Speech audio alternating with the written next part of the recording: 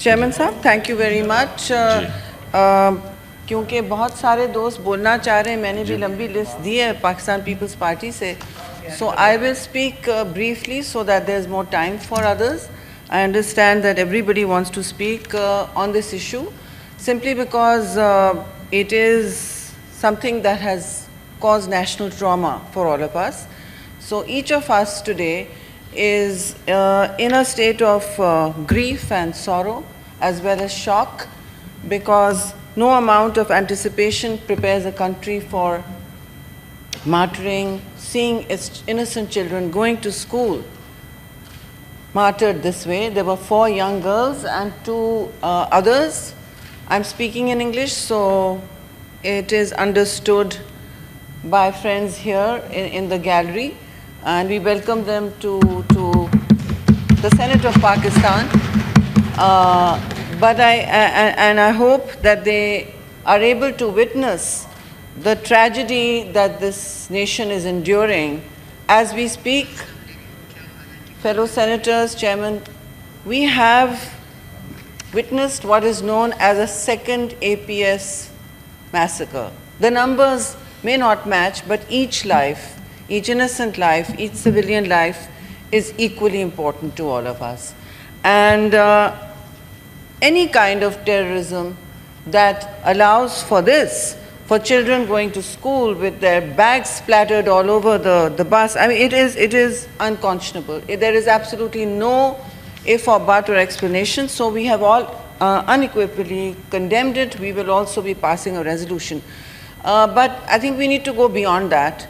Chairman Sahab, we've passed resolutions, we've conducted long operations against terrorism in the country, which many people don't know about, long, painful operations that have cost us our lives, our soldiers' lives, our civilians' lives, and we still have not gone into the front lines of despair. We are a resilient, hopeful, strong nation, and what has happened here is that people don't realize Pakistan has been fighting a punishing battle against terrorism, both in the shape of the TTP coming in from Afghanistan and in the shape of groups such as the BLA, which are funded, secured, financed, and organized. I'm going to say it as it is. We have been too diffident in our diplomacy, with footprints from our neighbor India. Their serving military officer, Kulbhushan Yadav, has been caught doing exactly this in Balochistan, and their main job is funding, their second job is facilitating, and their third job is providing arms. If I am mistaken, my friends from Balochistan can please correct me, because they are the ones living actually in the trenches of a divided and difficult terrain. I say divided because when you are in a terrain that is bordering such countries, yes, we have to give them political solutions. We do have to give better political solutions. And that's a separate discussion. That is an important discussion. We've all touched upon it. And my party believes always in trying to solve as many development and political problems with accommodating as many people in the mainstream. But these are not political people, Chairman Saab. I have actually seen some of them, met with some of them in human rights conclaves in the past. And this is not, while there may be grievance, I want to be very clear. This is not how grievance is addressed. Am I right? Is political grievance ever addressed like this? No, it is not. We have many Baloch, we have many people from Khyber Pakhtunkhwa. I'm from the People's Party, who has withstood one of the largest terrorist attacks when Mohtarma Shaheed was alive in October in Karachi, 2008 exactly, when she was returning to Pakistan. It was the largest terrorist attack on anyone, and then it was overtaken by APS. We lost Mohtarma Shaheed Benazir Bhutto to terrorism. So we have stood like a wall against this, and we have understood who's a terrorist, who can be accommodated, who cannot. So we are very clear There can be no accommodation with those that stand to shed the blood of innocent children. I welcome the Chairman Sahab. Good to see you chairing. Good to, they're saying good to see you means many things, but it just came out involuntarily. I really did mean good to see you, but not the other one. Anyhow, Chairman Sahab, I'm going to speak very briefly because I've committed to save some time here today. We have to, yes, address the, absolutely. So the last thing I want to say, Chairman Sahab, is that, you know, should Pakistan with its fingerprints, with India showing its fingerprints on BLA, on this attack, which many are taking responsibility for, should we also do what India did, what Modi's India did?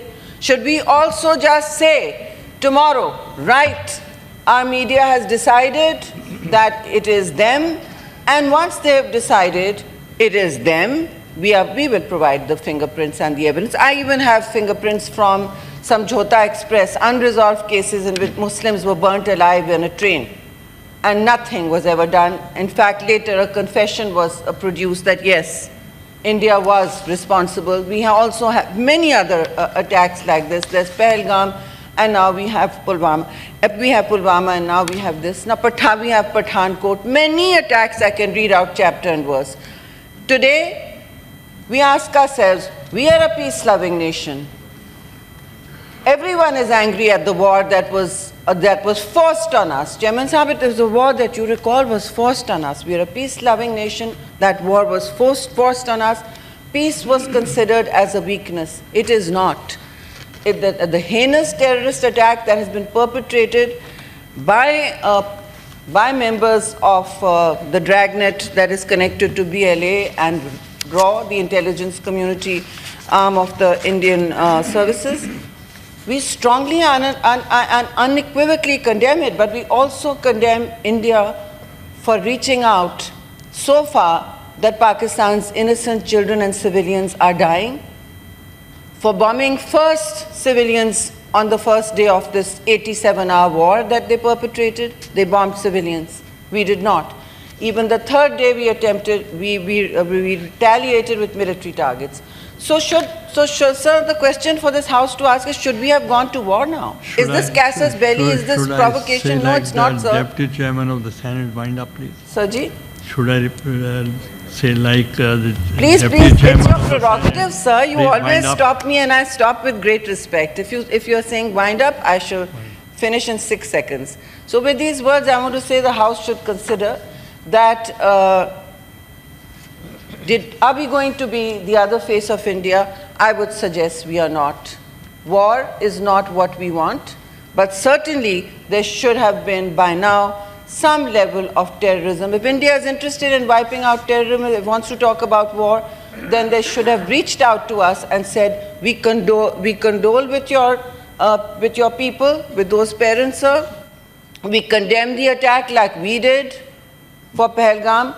So when innocent civilians are attacked, why is India quiet? That is not a reason to go to war, but certainly there is reason to sort out why terrorism is rising in both countries. It needs to be addressed jointly. But if India does not want to address it, it is obvious that they are the belligerent and they are a threat to stability, to not just the region, but to world order. Thank you. Thank you.